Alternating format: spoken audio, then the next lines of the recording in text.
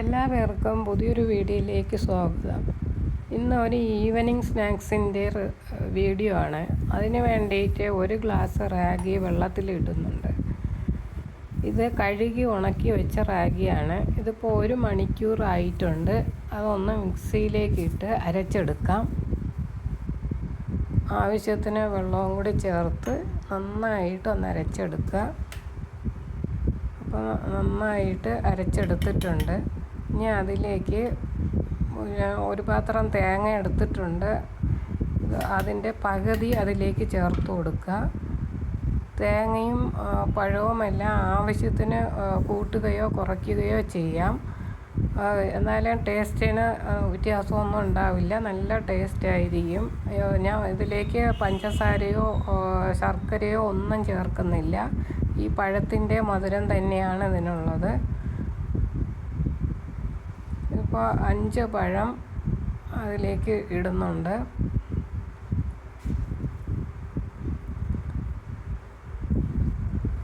ഇനി ഇതിലേക്ക് ഒരു സ്പൂണ് ഏലക്കായും ചുക്കും ജീരകവും കൂടി പൊടിച്ചത് ചേർത്ത് കൊടുക്കാം. ഇനി ഇതിലേക്ക് വെള്ളം ചേർക്കേണ്ട. നന്നായിട്ടൊന്ന് അരച്ചെടുക്കുക. നല്ല കട്ടിയിൽ വേണം ഇരിക്കേണ്ടത്, ഇല്ലെങ്കിൽ ഇനി ഇതൊരു പാത്രത്തിലേക്ക് മാറ്റാം. ഇനി ഇതിലേക്ക് ഒരു 3 സ്പൂണ് റവ എടുത്ത് വെച്ചിട്ടുണ്ട്. അത് ഇട്ട് കൊടുക്കാം. ഇത് വറുത്ത റവയാണ്. അതൊന്ന് അതിലേക്ക് ഇട്ട് ഇളക്കുക. ബാക്കി തേങ്ങയും കൂടി ഇട്ട് കൊടുക്കാം. ഇനി കുറച്ച് ഒരു നുള്ളു മതിയാവും. ഇനി ഇരിക്കുന്ന 2 പഴവും കൂടി ചെറുതായിട്ട് അരിഞ്ഞ് അതിലേക്ക് ഇട്ട് കൊടുക്കുക. ഇതിങ്ങനെ ഇടയ്ക്കിടയ്ക്ക് കഷ്ണമായിട്ട് കിടക്കുമ്പോൾ അത് വെന്ത് വരുന്ന സമയത്ത് നല്ല ഒരു മണവും നല്ല ടേസ്റ്റുമാണ്. ഇപ്പം 2ാമത്തെ പഴവും അതുപോലെ അരിഞ്ഞ് ചേർത്ത് കൊടുക്കുകയാണ്.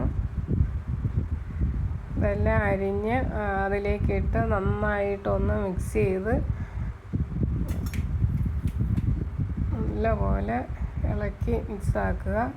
ഇതെല്ലാം കൂടി ആകുമ്പോൾ അത് കറക്റ്റ് കട്ടിയിൽ കിട്ടും.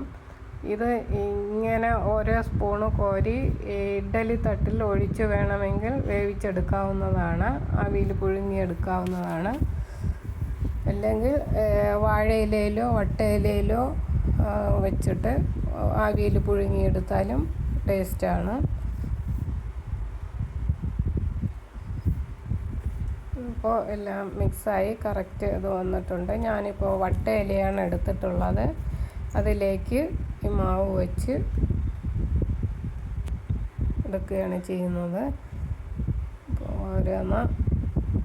1.5 സ്പൂണ് നടുക്കോട്ട് വെച്ച് കൊടുക്കുക. ഇലയുടെ വലിപ്പം അനുസരിച്ച് മാവ് കൂട്ടുകയോ കുറയ്ക്കുകയൊക്കെ ചെയ്യാം. അധികം കട്ടിയില്ലാതെ ചെയ്യുന്നതാണ് ടേസ്റ്റ്. ഇപ്പം ഇഡ്ഡലി പാത്രത്തിൽ വെള്ളം വച്ചിട്ടുണ്ട്. ഓരോന്നായിട്ട് അതിലേക്ക് വെച്ച് കൊടുക്കാം. ഇത് വെള്ളം നല്ലപോലെ തിളച്ച് കഴിഞ്ഞ് ആവി വന്നു കഴിഞ്ഞാൽ നല്ലപോലെ ആവി പുറത്തേക്ക് വരണത് വരെ ഫുൾ ഫ്ലെയിമിൽ വയ്ക്കുക. അത് കഴിഞ്ഞാൽ സിമ്മിലാക്കി ഒരു 10 മിനിറ്റ് വെച്ചേക്കുമ്പോഴത്തേക്ക് വെന്തിട്ടുണ്ടാവും. ഇപ്പോൾ 10 മിനിറ്റ് കഴിഞ്ഞിട്ടുണ്ട്.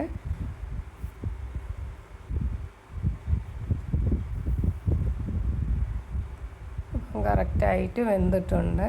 വളരെ ടേസ്റ്റിയും ഹെൽത്തി ആയിട്ടുള്ള ഒരു പലഹാരമാണ്. എല്ലാവർക്കും ഈ വീഡിയോ ഇഷ്ടപ്പെട്ട് കാണുമെന്ന് കരുതട്ടെ. Thank you.